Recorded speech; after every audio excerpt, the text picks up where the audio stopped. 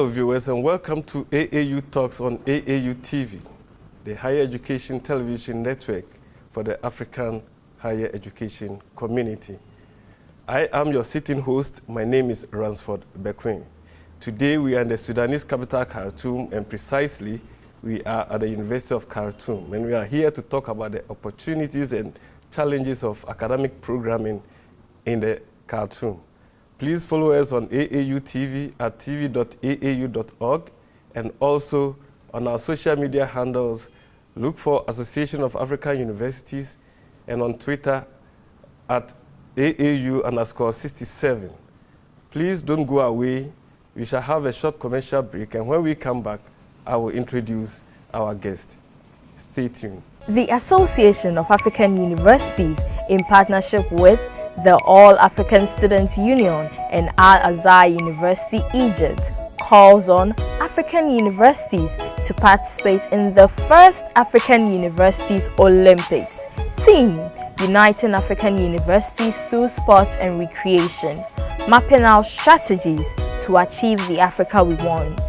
The disciplines include basketball, football, long jump, triple jump, shot put, javelin, sprints, and a whole lot more. The teams will be formed according to the 5 geopolitical regions of Africa, namely West, East, South, North, and Central Africa. Venue: Al-Azhar University, Cairo, Egypt. Date: 14th to 18th of March 2019. Register now on blog.aau.org and also stand the chance of visiting the pyramids of Giza and other interesting sites in Cairo. For more information, visit blog.aau.org or call +233 2432 98464.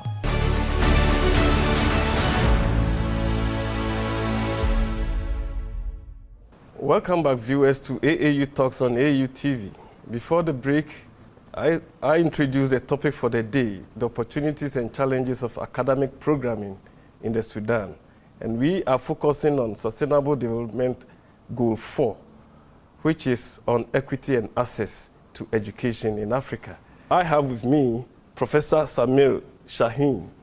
Professor Shaheen is the Secretary for Academic Affairs at the University of Khartoum. Prof, welcome to AAU Talks. Yeah, thank you very much. Prof, how long have you been at the University of Khartoum? Actually, I have been appointed as teaching assistant immediately after being graduated from the Faculty of Medicine at the University of Khartoum. And then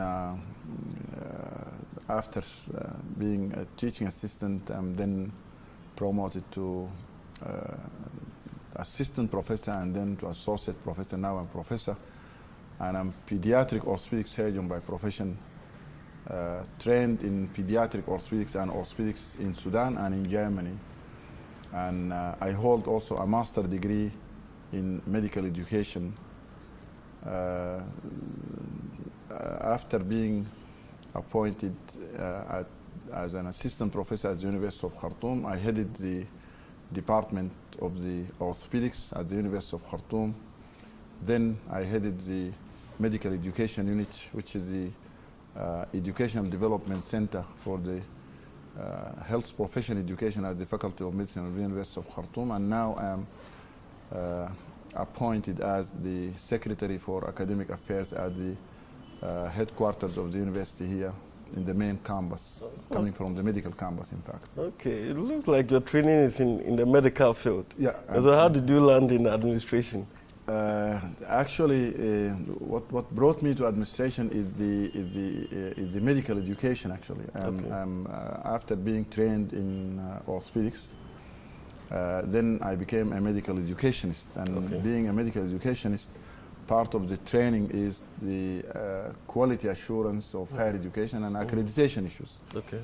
And I was the rapporteur of the committee for international accreditation for the Faculty of Medicine, University of Khartoum. And we had our international accreditation from the World Federation of Medical Education early 2018. Okay. Then I'm now landed here at the Academic Affairs, Secretariat for Academic Affairs, so that if we can go further with accreditation and quality issues in the whole university rather than keeping it to the medical campus, actually. Okay. Well, thank you very much for that background. It means that you have a lot to talk about of this university. So, principally, what is the mission of this university? Actually, the main mission of this university is to put the goals of the Sudanese people ahead. It means that when it is early established, the university established, you must have heard about that in 1902, and it was mainly established to take care of the needs of the civil service and the service and other services for the people of Sudan. And that continued till now. That means the University of Khartoum, the main mission is the prosperity of the people of Sudan and putting in mind the research needs to be directed to the needs of the society, our teaching to be tailored to the context and cultural heritage, based on context and cultural heritage, and our service is to go to our community. And those three main pillars of higher education, that is research, teaching and research, and social service or social accountability. Putting all those in mind is our main mission, and the whole mission goes through or rooms around these three main issues. Okay, so then precisely you are talking about promoting the prosperity of the people of Sudan, and also your cultural heritage. So what programs are running to help achieve these goals? Actually, most of our programs, the academic programs, actually, we have the, in the medical campus, for instance, we have the Faculty of Medicine, Faculty of Dentistry, Faculty of Nursing Sciences, Faculty of Laboratory Sciences, and Faculty of Hygiene and Public Health. Okay. In the main campus here, where we are here, at the main campus of the university, the Faculty of Law, Faculty of Science, Faculty of Economics and Political Sciences, Business Administration, School of Mathematics, and in the northern campus, that is called Shambat campus, and that mainly is agro-vet campus, where the Faculty of Agriculture is there, Animal Production is there, Forestry is there, and the Veterinary Sciences campus is there. Okay. And we have also the Education campus, Faculty of Education, is fourth campus, actually 4 campuses.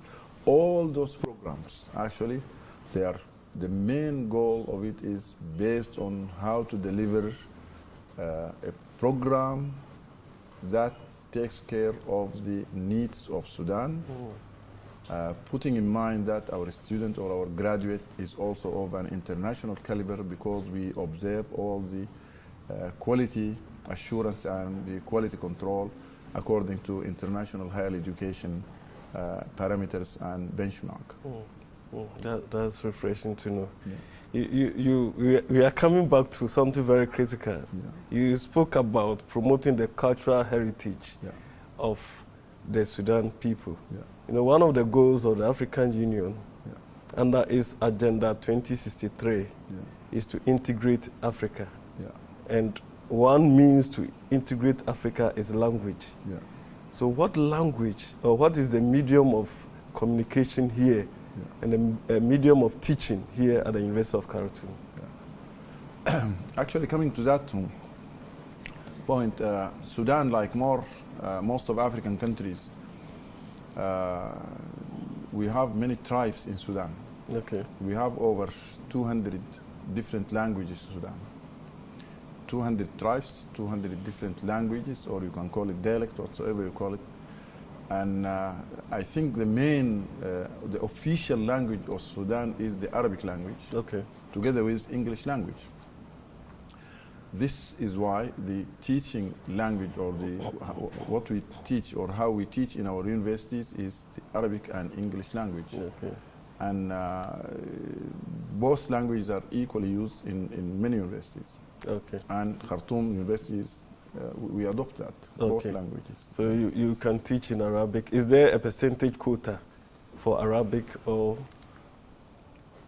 No, in fact, no, there is no percentage quota. But for instance, Faculty of Medicine, 100% English. Okay, why is that? Because actually we think that English language is now an international language. And the science of language is English language. Okay. And most of our students, when they go for further postgraduate study, they cross to Europe. And when they go to either UK or United States, they are taught in English. I learned German language at an old age, and I will not say old. I was teaching assistant when I went to Germany to get my postgraduate studies. I learned German language there. This is why I think English language is the teaching media for many of our colleges here. Some colleges actually they teach in Arabic language. Guten Morgen. Yeah, danke. Okay. Yes, we just spoke German. Few words in German. Yes, few words. I said good morning and he said thank you. Viewers, you are watching AAU TV and this is AAU Talks coming to you live from the University of Khartoum. And I'm here with Herr Samir Shaheen. I have just spoken another German word. Let's tune in. We are going for a short break, and when we come back, we are going to talk about programming here at the university.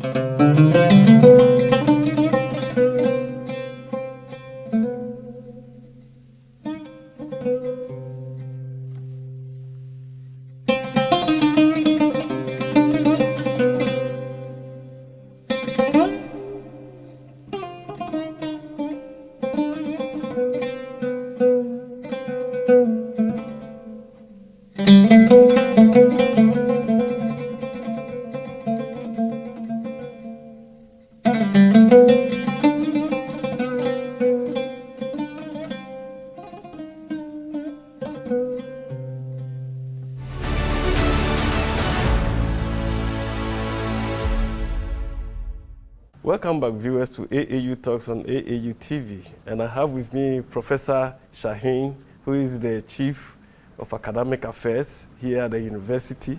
He is the couple because he has the institutional memory. Prof, we are back.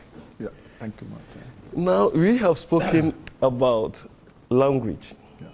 And you say in the Faculty of Science, the medium is English. So how do you disseminate information, scientific discovery, scientific research outcomes to the community?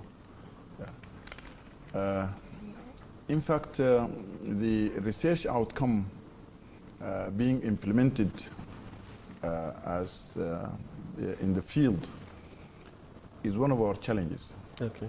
And language is not the challenge, actually. The language is not. The challenge is the exact, the roadmap, how to bring research results from lab to field. This roadmap is still not well rehearsed or well practiced. This is the main point. It's not the language problem. It's not the language problem. It's not the language problem.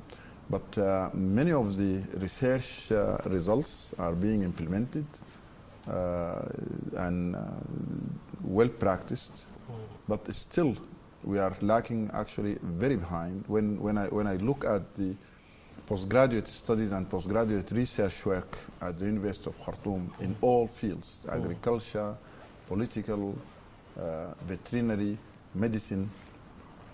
I feel that our day-to-day practice is far more behind than our research results.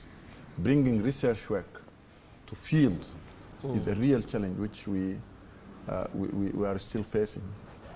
We are implementing part of it, but still not up to our expectations. So then why do people research? Is it for promotion? Some of it, yes. Some of it for promotion, but actually it's not only for promotion, because the research work, when a candidate has a research proposal, he will bring that research proposal to a research committee in the said college, and the research committee in that college will fetch in that research proposal and see whether it is relevant for Sudan or whether its outcome will be implemented and whether it will promote the health, economy or social life of Sudan, and whether it will add to science locally and regionally and internationally. And based on that, that research work will be allowed to be carried on. Then it will go to the ethical committee, which is an independent committee to look at the ethical considerations of that research work, and then it will be allowed to be taken or to be carried out. It means most of the research work are done in a way that it has to fulfill one of the needs or the actual needs of the community. However, after the result of the research comes out, how to implement it, some of it needs financial resources, which can be beyond our capacity. Some of it needs some administrative changes. Some of it needs some new technology to be implemented. And this is why implementation of some of those research results still are not well practiced. Yes, it also brings to mind a question. There are actually two questions. First, is there a general research agenda in the Sudan? Yeah. And secondly, when you are developing research proposals, I think the proposals are from inception to dissemination. Yeah. So are there no financial considerations put in the proposals to ensure that once the research comes out, they are effectively disseminated? Yeah. First, addressing the first part. Actually, in any college and in any campus, there is a research committee and there is an ethics committee. Okay. And the research committee will have the overall, panoramic view of the research needs in Sudan, because the research committee is not only membered by professors, and also the ethical committee is not only by professors. It is some of its members are the concerned ministry, for instance, if Minister of Health in case of health issues, or Minister of Agriculture in case of agriculture issues. It means we have the committee members are well equipped with the needed data when they are there.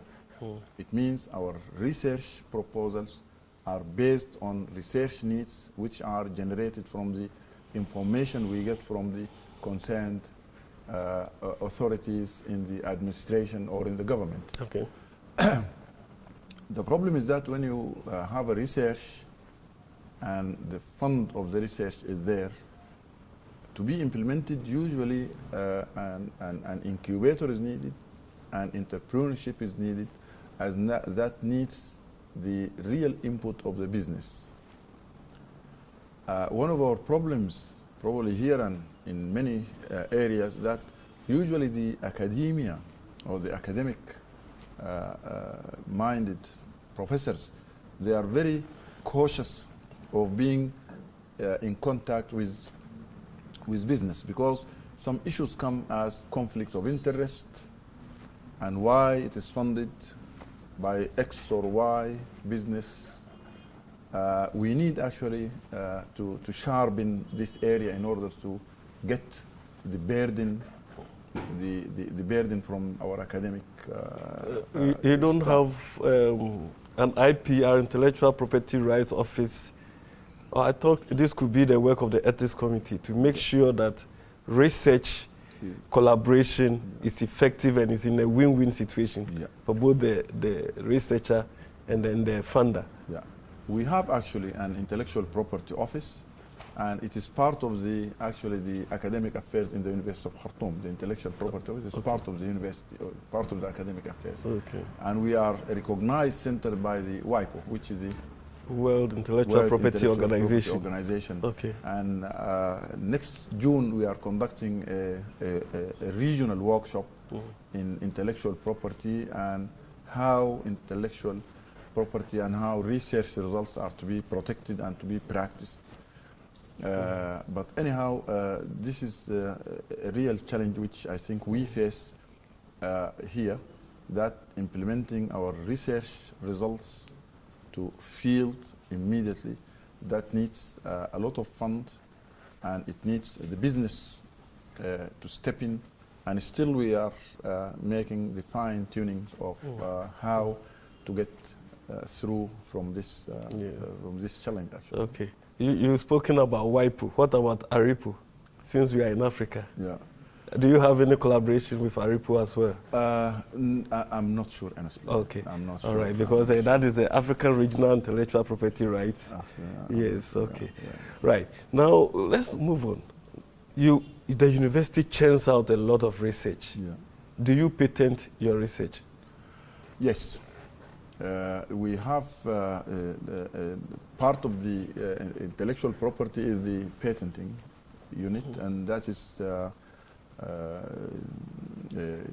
registered there. Most of the innovations are being registered there, and the students, if the research is conducted by students, they are the registration fees is actually waived from the students. Okay. Usually. Yeah. Okay.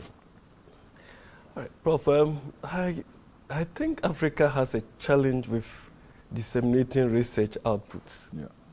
We don't publish in peer-reviewed journals. Yeah. Why is that a challenge?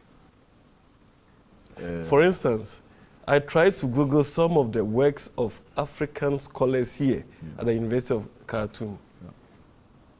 I could not find any. Why? Because our participation rate in international research is less than 5%. But individually, in individual universities, there's so much research that are coming out by the day. I think this will bring me to a very important point. Okay. Most of the peer-reviewed international journals, probably the research in Africa or research product of Africa, unless it is interesting for their readers, they might not publish it. Because if a research work comes in Africa that is readers for Africa, that is the interest of the readers in Africa, and it might not be in the real interest of the readers in Europe or Asia, the publisher will not publish it. Or the reviewer might say this is not one of our interests of our readers. This will bring me to a point that why we don't have our own strong peer-reviewed, recognized journals in Africa. Because if I get a research work in malaria to any one of the journals in Europe, it will not be in the interest of the readers there, because they just read about malaria in books. They haven't seen even a mosquito there. And they are, they are to take care of, or they are to cater for the needs of their society there. Yes, I agree that science is international. However, the context is very important. Yes. If I were also in Africa, if I'm in Africa, and a certain problem that is a real headache of Europe is brought here as a research result, I would have said that it doesn't suit me because it's not in the interest of my people here. Because I want to address problems of our people, and I want to get research results to come to our people. A research result that is elsewhere, it might not suit me. This is one of the points why publications in the international or in the European or American journals are not really reflecting the research product of African community and African scholars. And second point is that also probably the language. Although many people say that the scientific language, it doesn't need to be scholar in English language to publish a paper. You just, of course, scientific language are always short sentenced without any fantasy and any... Exactly. Exactly. This might not be a real issue anyhow. Okay. Viewers, I'm talking to Professor Samuel Shaheen, who is the Secretary for Academic Affairs at the University of Khartoum. We are going for a short break. When we come back, we'll talk about other dimensions here at the University of Khartoum. Stay tuned. The Association of African Universities, in partnership with the All African Students Union and Al-Azhar University, Egypt, calls on African universities to participate in the first African Universities Olympics. Theme: Uniting African Universities through sports and recreation, mapping out strategies to achieve the Africa we want. The disciplines include basketball, football, long jump, triple jump, shot put, javelin, sprints, and a whole lot more. The teams will be formed according to the 5 geopolitical regions of Africa, namely West, East, South, North, and Central Africa. Venue: Al-Azhar University, Cairo, Egypt. Date: 14th to 18th of March 2019. Register now on blog.aau.org and also stand the chance of visiting the pyramids of Giza and other interesting sites in Cairo. For more information, visit blog.aau.org or call +233 2432 98464.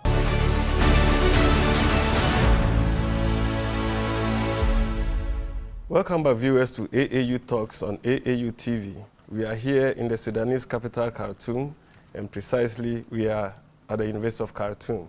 And I have with me the Secretary of Academic Affairs, who has spoken a lot about various dimensions of programs in the Khartoum, precisely at his university. Prof, now let's talk about Sustainable Development Goal 4, which talks about equity and access to education. But we are focusing on higher education. Globally, there are about 222 million students in higher education. Africa contributes only 8%. Why? The youth of Africa are not subscribing to higher education. Is there any particular problem? I think one of the main problems that we have in Africa is poverty. Poverty. Yeah. And poverty makes the university education or higher education as a privilege rather than a right. And I think we need to reach to a point that not only the basic education is the right, for instance, by law. Okay. The basic education is the right of any child here. By law, he has to. In the Sudan? Yes, it's by law. And so basic education is up to what period? Intermediate? No, up to the secondary school. Up to the secondary school. That is a basic education. That's a basic education. And it is a right. It is a right. Is it for free? It is for free. It is for free? Yeah. So everybody needs to. Or there are nominal fees according to, and it's optional. It's not. Okay. It's not. It's not an obligatory. Okay. Optional. For instance, in most of the schools, there are a fathers committee. Okay. And this fathers committee contributes as a donation rather than an obligatory fees. Okay. There are some private schools, of course, but I'm speaking about public the public schools. The okay. public schools are free of charge, Okay. 100% free of charge. And this is a right, actually. Okay. However, when it comes to university teaching or higher education, it's a privilege, because by that age, she has reached, or the student has reached 17 or 18 years or whatsoever.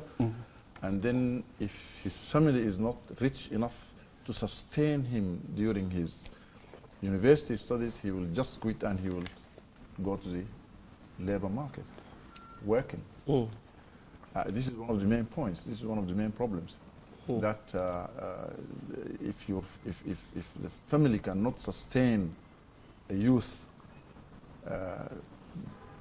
covering his financial needs during his university education, he will not go to the university. But I saw something quite unique. Yeah.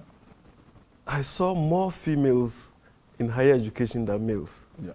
This is the case of University of Khartoum. Yeah. Is it the case across the country? Almost. And why is that? I think I would attribute that to certain points. One of them is that many of our I would confess, girls are more punctual than boys, and they are more hard workers, whether we like it or not. Is it in particular fields, say in agric? No, in all. In all fields? In all fields. In all fields. Now, in medicine, in pharmacy, in agriculture, even in veterinary, top students are female. Is that a cultural thing to, maybe the men by culture should allow the women to work in the farm? No. And so that has translated into education. No. That has nothing to do with the tradition that male, females work in the farm or so.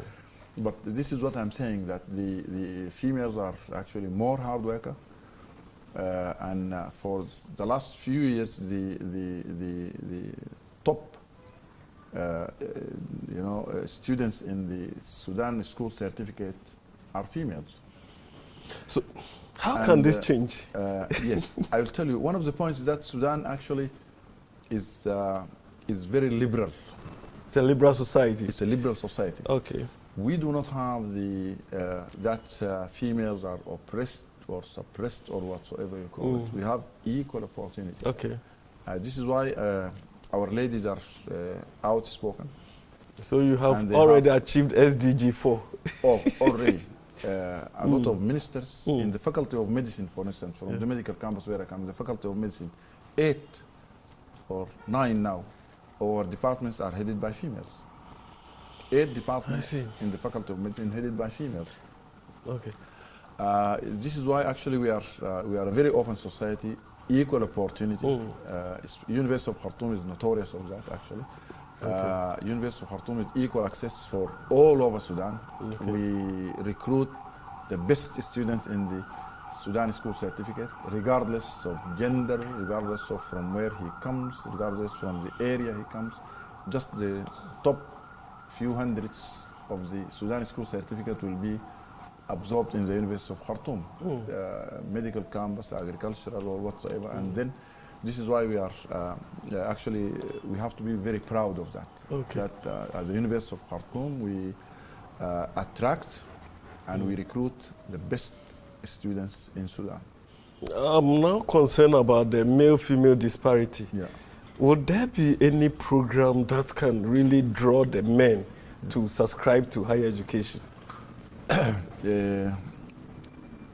Actually, I'm not sure. One of the problems is also during a certain period, many of our young youth also they crossed the Red Sea. They went to work in Saudi Arabia or in Gulf states, and there they managed to generate a good amount of money.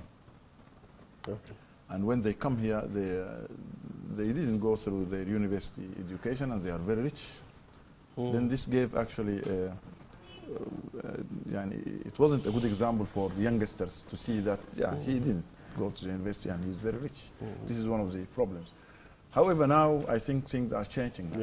Now the population is balancing now a bit. It's actually intriguing. In the last 2 years, it's a bit better situation. Okay. I will not say better, because if I say better, it means the gap biased. is closing. I'm biased. I'm not biased. Okay. Very open, because open opportunity. Whoever comes first in the rank, he will be welcomed at our university, at our institution. Actually.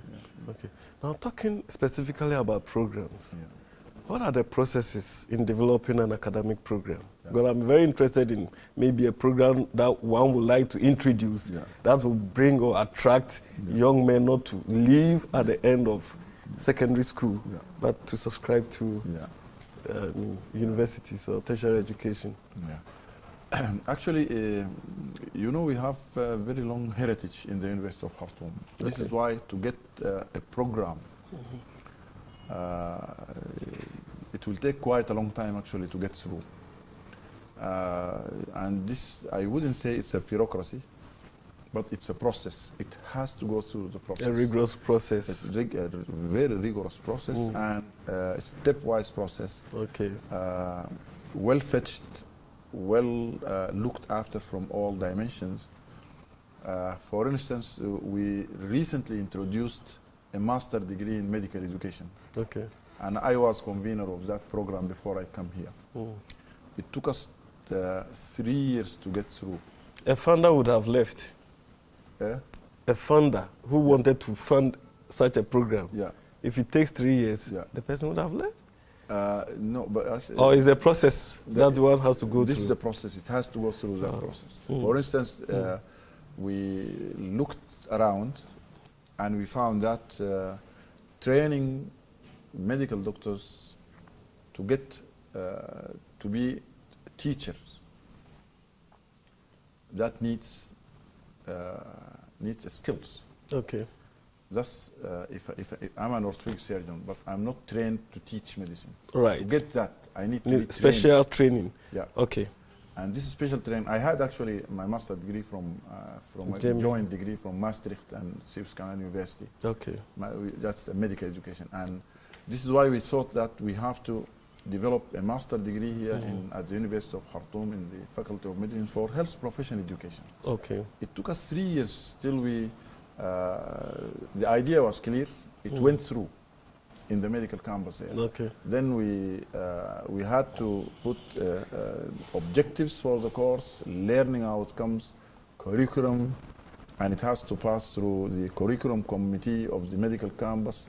It has to go to the faculty board to be discussed, and then from the faculty board to the higher education board, the medical, you know, the deanship for College of Higher Education. There is a vice dean for medical subjects. Okay. It has to go there to be. That's a process. Another process. That's a process. Stay there for a while. Then comes to a subcommittee of the Senate committee, which is called the academic committee, and from there it comes to the Senate, and from the Senate, when it is ratified, then it will be implemented. And one of the points is that it took a long process. However, when it comes out perfectly. Perfect. Nothing perfect actually. Yeah. You know, near perfection. It's in a better position. Yes. Because perfection is only in the. Yes.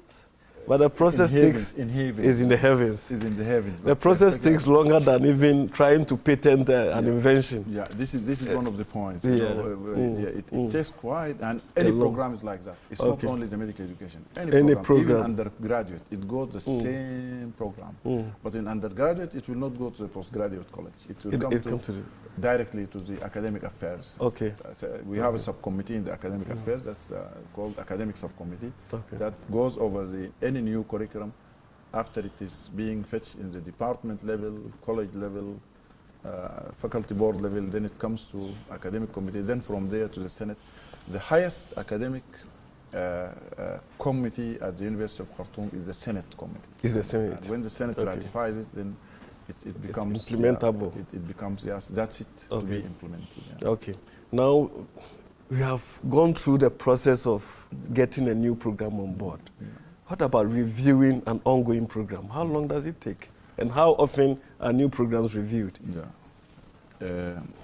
For instance, generally speaking, the comprehensive program review, it is done usually every 10 years. However, every 10 years? Every 10 years. But the curriculum review is every 5 years. Okay. For every program? Every program.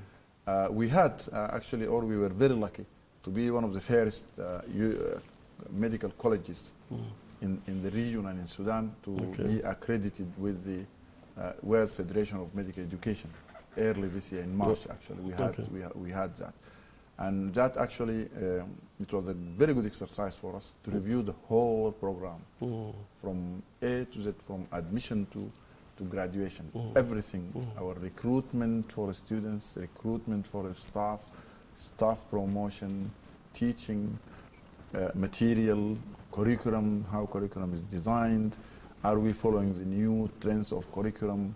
For instance, the curriculum and the teaching is dynamic, whatsoever. As I told you, our main goal is to take care of the needs of Sudan. However, our students is also equipped with the needed skills to compete outside, to compete in Europe. That's a holistic quality assurance process. This is the point. For instance, we come to know that, or it was a real issue that there are some new perspectives in medical education that teaching students ethics and professionalism. In our time, it wasn't nothing curriculum. Part of the curriculum was called ethics and professionalism. It was just an apprenticeship. You just look to your boss or look to your consultant and see how he behaves, and then you do the same thing. Also, social accountability. It was just practiced by, just like that, as part of the, the general practice. However, now it is part of the curriculum of the Faculty of Medicine, the University of Khartoum, Ethics and Professionalism. He is to sit for an exam for that, and he is to be taught for that. Social accountability is part of the curriculum. And it means that we are following the new trends that comes all over the world. I'm very interested in this curriculum review. Who are the stakeholders? Are they only the professors, or there are other external stakeholders who come on board to review the curriculum? Okay. Actually, the curriculum committee is headed usually by a senior professor in the said campus, and the professors in that college will be there, and we will have also the other stakeholders from the community. We will have the community leaders. Some community leaders will be there who are not part of the profession. We will have the ministry, representative of the ministry, Minister of Health or Minister of Agriculture, Minister of Veterinary or Livestock, Animal Resources, and it depends on but the curriculum committee, students are also in the curriculum committee. Students. By the way, students are represented in each and every committee in every college at the University of Khartoum. You don't mean it? Yes. Every committee, students. That's a strong. Then you have a strong students body. Very strong student input. They are only, the students will not attend if certain issues that relates to their affairs. But in general, students are members in our accreditation subcommittees in the Faculty of Medicine. Students were represented in each and every subcommittee, and each committee was headed by a professor. Students were there. Viewers, we are talking to Professor Samir Shaheen, who is the Secretary for Academic Affairs at the University of Khartoum. You are tuning to AAU Talks. Professor, we are wrapping up on our discussion. Now you have your curriculum reviewed, you have students in there. When students graduate, where do they go? They go to the market. Yes. And actually we have a very strong alumni. Alumni association, very strong alumni association. And this is one of the, actually our opportunities and our strengths is that our alumni are still very strongly connected to the University of Khartoum.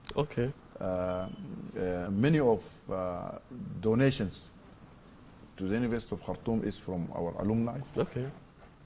Whether here in the Faculty of Engineering, where we are here, we are in the engineering college here, or in the Faculty of Medicine. Many of the graduates, as years, for example, 1980 graduates, they sit together and they say, okay, this year we are going to renovate the library of our college, or we are going to buy books, or we are going to get computers, or whatsoever. They just come and sit with the authority there, who is the dean or the vice dean or so, and they do these donations. And this is one of our strengths, actually. We are most of the graduates of the University of Khartoum are very committed to the university, and they are very proud of being graduates of this institution, and they are strongly linked to this institution. One point which we are still weak in it is that we do not have exactly what is the impact in a measurable way of our graduates in the society. We do not have a real measured. It was my next question. Yeah. So, but how easily are your graduates absorbed in the job market? Are they ready for the job market immediately they leave the university, or they have to go through some on-the-job training, or they have to stay at home till some job comes their way? Actually, our graduates, like generally, when somebody is newly graduated from an academic institution, which is a university, he might need some few, training to be suitable for a job. The communication skill or so. And by the way, this is one of the curriculum contents in the new curriculum, communication skill. Communication skills. Yeah, it is one of it, because as a medical doctor, he has to be a very good communicator. He has to speak to his patient, he has to speak to the co-patients, he has to deliver bad news, if any bad news, to the co-patients also. Yes. This is part of the curriculum. But one of the points is that our graduates are, they are almost all over all over Sudan, even abroad. We are very satisfied by their performance, but as I told you, we do not have a really measurable criteria to measure the exact impact of. We know they have got a very good impact. Their fingerprints are there in the society, but we do not have real data about that. Okay. Finally, your alumni are contributing to the welfare of the university. Is this a sustainable university? Are you able to sustain yourself financially? And if yes, through what means? Actually, the University of Khartoum is very rich in assets. We have a lot of assets. Okay. And we are still, and probably this question will be better answered by somebody else, but I'm just, offhand like that. We are very rich in assets. We have a very huge amount of assets which are underutilized. Underutilized. They are not fully utilized. A lot of assets we are not fully utilized. You are not bringing in collaborators, maybe from within Africa? We have a department now, or a unit that is to get those assets to work and to generate income for us. Right. But still it's underutilized, and we are on our way to be actually financial independent in due time. One point, if I'm allowed to add here, course, a bit away from finance and so. Yes. I would love to have a very strong relation with African universities. Good. Why not to develop our own quality assurance? Why not to have our own African quality parameters for higher education? Why not to have joint degrees, joint training programs? Why not to have Khartoum or Accra Convention for joint degree ratification and recognition in the same way like Lisbon. There's a joint degree convention, recognition convention in Lisbon for some European universities. Why we do not have that in Africa? Why we don't have a joint degree, a joint master, a joint PhD between Accra University and Khartoum University, a student to be here and there, joint research work, a joint degree with both universities having exchange students for curricular and extracurricular activities, exchange of staff, even exchange of credit hours. Our engineering student to get a semester here, a second semester in Ghana, if curriculum are matching, why not we develop that? This is high time for Africa to have such programs, actually. Viewers, these are the final words of Professor Samuel Shaheen, who is the Secretary for Academic Affairs at the University of Khartoum. And this one goes, because it's a continental appeal you've made, it goes to the African Union. And the African Union is actually in the process of doing that. They have the AQRM, which I know you are aware of. They have the harmonization of academic programs, which is ongoing. And in some programs like agriculture, you have RUFORUM, which is bringing together agricultural colleges so that they can exchange staff, they can exchange faculty. With that, we have come to the end of a very exciting episode of AAU Talks here at the University of Khartoum, where we looked at the opportunities and challenges of academic programming in the Sudan. Thank you very much for staying tuned in. You shall hear from us again in the next programs. Thank you.